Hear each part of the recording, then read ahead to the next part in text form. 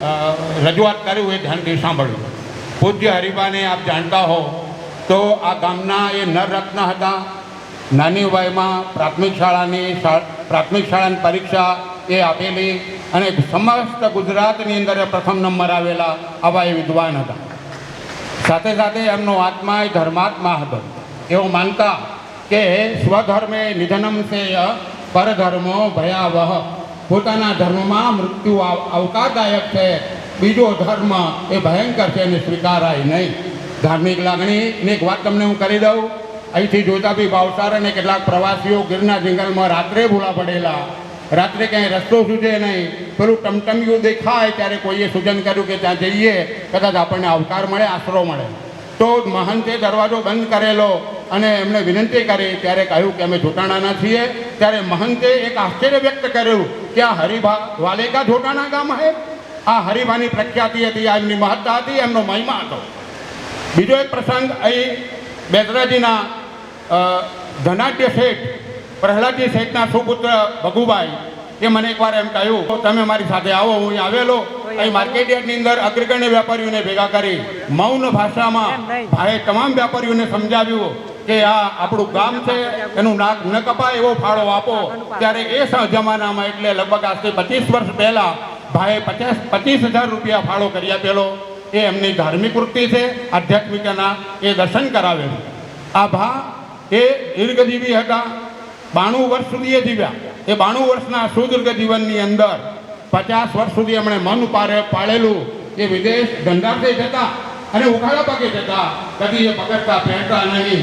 એ નીડર હતા અને સમગ્ર જ્ઞાતિજનોને ભેગા રાખીને ગામમાં કોઈ તટ ન પડે, વસુદેવ કુટુંબકમની ભાવના સિદ્ધ થાય એ રીતે જીવન જીવતા અને ગામને એક જ સૂત્રે એમણે બાંધ્યા હતા। આ એમનો એ મહાન આત્મા હતો। અને આપણા ડાંગરેજી મહારાજ એ અને હરિભા એકબીજાને જ્યારે સાષ્ટાંગ દંડવત કરડે ત્યારે એ દ્રશ્ય ખરેખર ભૂલાય એવું નથી। એ અવિસ્મરણીય છે, ચિરંજીવ છે, સદાકાળ રહેશે અને આપણે એના માટે ગર્વ લઈ શકીએ એમ છે।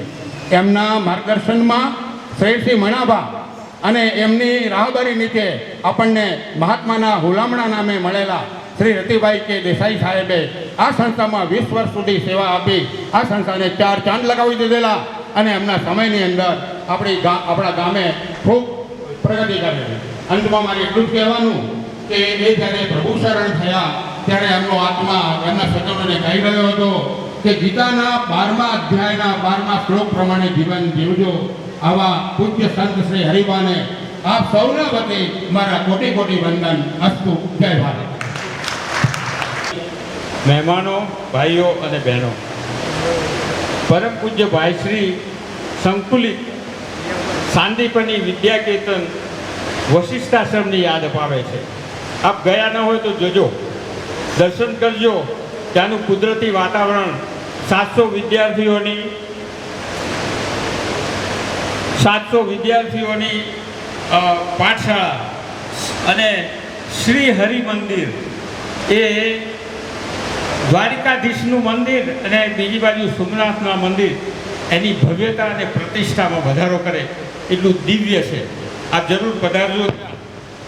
દેશ વિદેશમાં વર્ષોથી, યુવાનીના સમયથી પોતે જે સંસ્કૃતિની સેવા કરી છે અને કરી રહ્યા છે એ ખરેખર આપણા સૌના માટે સદભાગ્ય છે। હવે આપ સૌને વિનંતી કરું કે આપ સૌ આંખો બંધ કરી શ્રી રામચંદ્રજીનું સ્મરણ કરો અને 2 શબ્દો સાંભળો। હું જે કહું છું તે આંખો બંધ કરી મોઢા ઉપર સ્મિત રાખી 2 શબ્દો સાંભળો। આજનો દિવસ જિંદગીમાં એક જ વાર આવે છે। પરમ પૂજ્ય ભાઈ શ્રી રમેશચંદ્ર, જે રામચંદ્રજીનું બીજું નામ છે, તેઓ આજે રામનવમીના દિવસે રામકથા યજ્ઞને વિરામ આપી અહીં પધાર્યા છે। રામ ભક્ત શ્રી હરિભાની આજે રામનવમીના દિવસે જન્મ જયંતિ છે અને રામ ભક્ત શ્રી હનુમાનજીનો પ્રિય શનિવાર પણ આજે છે અને આપણે હનુમાન ચાલીસાનો પાઠ પણ કર્યો। ત્યારે આપણા માટે રામજી સમાન પૂજ્ય ભાઈ શ્રી હરિભાને અંજલિ આપવા પધાર્યા છે. આજનો રામજી નવમીનો પવિત્ર દિવસ એક ચમત્કારિક યોગાનુયોગ છે. ભાઈશ્રીને વિનંતી કરી કે આપ હરિભાની પ્રતિમા નું અનાવરણ કરવા માટે પધારો. તો આજે એવો દિવસ પસંદ કર્યો કે ભગવાનને જ ખબર હોય, કોઈને ખબર ન હોય કે આ એમનો જન્મદિવસ છે. અને આવો પવિત્ર દિવસે પૂજ્ય ભાઈશ્રીએ અહીં આવી અને એક ચમત્કારિક યોગાનુયોગ કર્યો છે. અને પૂજ્ય ભાઈશ્રીની અહીંયા આગળ પધરામણીથી કલ્પના કરો, રામચંદ્રજીના દરબારમાં જે પ્રજાજનો બેઠા હોય એમને કેટલો આનંદ થાય. એ જ આનંદ આપણને ભાઈશ્રી અત્યારે આપી રહ્યા છે. બોલો રામચંદ્ર ભગવાન કી જય. ભાઈશ્રીને કોટી કોટી પ્રણામ. હવે પૂજ્ય ભાઈશ્રીને વિનંતી કરું છું કે આપના આશીર્વચનથી અમને ધન્યવાદ કરો. અપેક્ષન્તે ન ચ સ્નેહમ ન પાત્રમ ન દશાંતરમ, અપેક્ષન્તે ન ચ સ્નેહમ ન પાત્રમ ન દશાંતરમ, સદા લોકહિતે યુક્તા રત્નદીપા ઇવ ઉત્તમા. જેમ રત્નરૂપી દીવાને કોડિયું, દિવેટ કે પાત્રની જરૂર નથી, એમ સંતો ક્યારેય પણ સમાજમાં ખુરશી, સત્તા એની ક્યારેય પણ પરવા કરતા નથી. સંત શ્રી પૂજ્ય મોટા હવે આપણને બે શબ્દો કહેશે. પૂજ્ય ભાઈશ્રી. શ્રી રામ જય રામ જય જય રામ.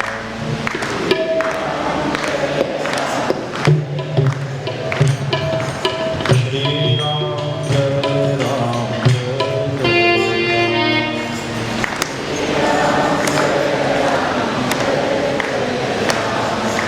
મંગલ ભવન અમંગલ હારી, મંગલ દ્રવ સુદશરથ જીર વિહારી.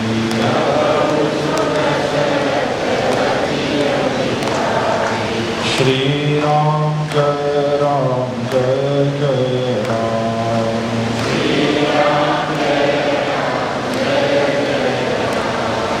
જય જય જય હનુમાન ગુસાઈ.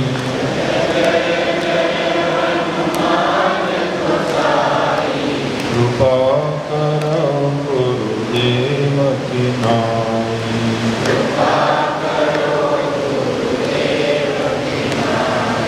શ્રી રામ જય રામ જય જય રામ.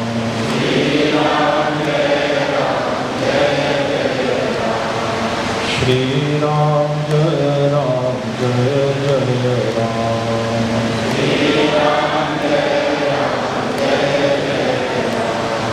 શ્રી રામ જય રામ જય જય રામ.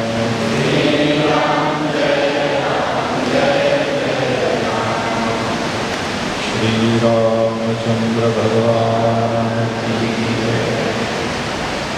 શ્રી બાલકૃષ્ણદાસ કી જય. સદગુરુદેવ કી જય. ઓમ નમઃ પાર્વતી પતે.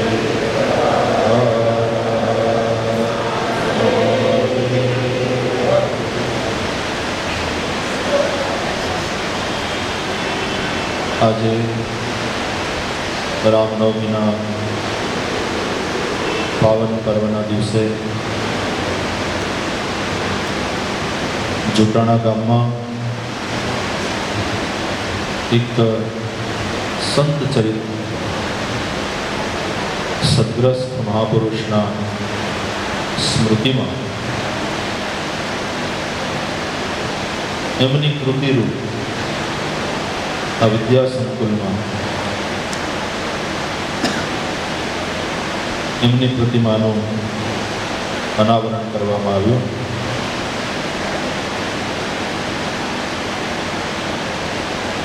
જ્યારે માટેનો દિવસ નિશ્ચિત કરવાની વાત આવી તો મને ખબર નહોતી કે હરિભાનો આજ જન્મદિવસ હશે, રામનવમી.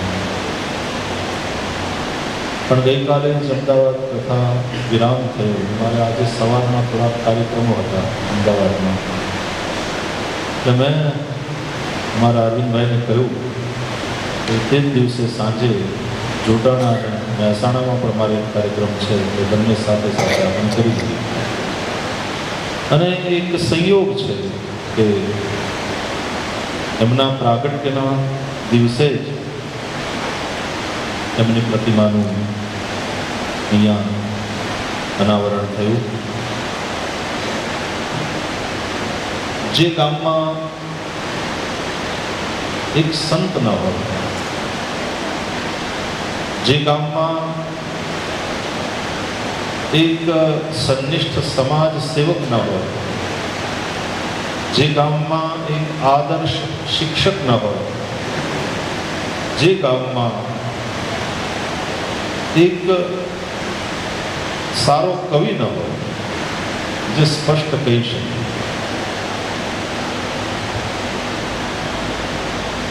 આટલા જે ગામમાં ન હોય એ ગામ કુગ્રામ છે, ત્યાં વસવું નહીં એવું વડીલો કહેતા. એ કુગ્રામ કહેવાય, એ વસવાલાયક નથી એ ગામ. અને